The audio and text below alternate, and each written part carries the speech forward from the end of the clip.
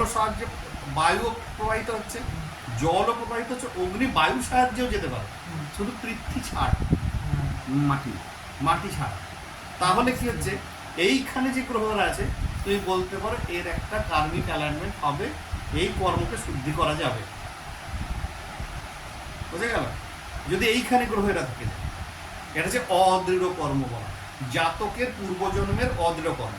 লিখে নিতে পারি স্ত্রীর বাদে অন্য গ্রহে, অন্য গ্রহ যদি গ্রহ থাকে তাহলে সেগুলো জাতকের হচ্ছে অদৃঢ় কর্ম, পূর্ব প্রারব্ধ অনুযায়ী হচ্ছে অদৃঢ় কর্ম।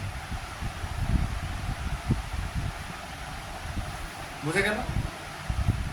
ইন্টারেস্টিং ব্যাপারটা। জল দ্বিভাব। হ্যাঁ, কারণ যে অষ্টম ঘর যাওয়ার আগে আমাকে এটা ক্লিয়ার করতে হবে। এবারে বলি, থাকলে তার ফল চেঞ্জ করা যায়। হ্যাঁ, তার ফলগুলি চেঞ্জ করা যায়। করা যায়। আর কি একটা বলে প্রারব্ধ কর্ম সম্পর্কে একটু বলুন। এটা হচ্ছে পূর্ব প্রারব্ধ এত শক্তিশালী হয়, এদেরকে কোনো পরিবর্তন করা যায় না। এদের নামে নাম জপ হোম যজ্ঞ যা খুশি করে দেয়। ওটা দৃঢ়তে। হ্যাঁ, দৃঢ় কর্মে। অদৃঢ় কর্মে কি হয়, এদের নামে অল্প কিছু করে দেয়, কাজে লেগে যাবে। আমাদের গাল খেতে হয় না এদের।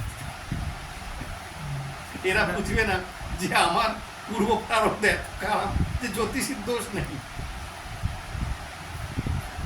ঠিক আছে? প্রারব্ধ কর্ম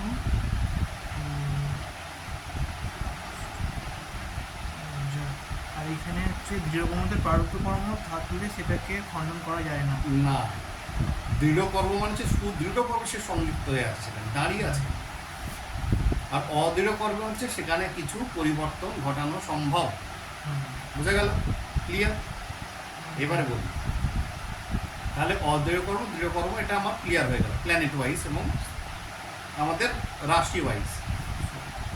এবারে বলি, অনেক ক্ষেত্রে এরকম হয়, দৃঢ় কর্ম আরও কি করে দৃঢ় হয় বলে দিই।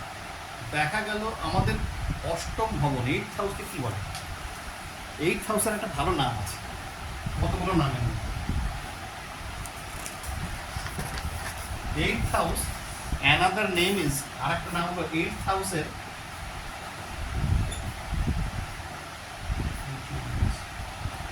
একটা নাম হচ্ছে জেল অফ প্ল্যানেট বলা হয়। জেল অফ প্ল্যানেটস মানে গ্রহদের জেল।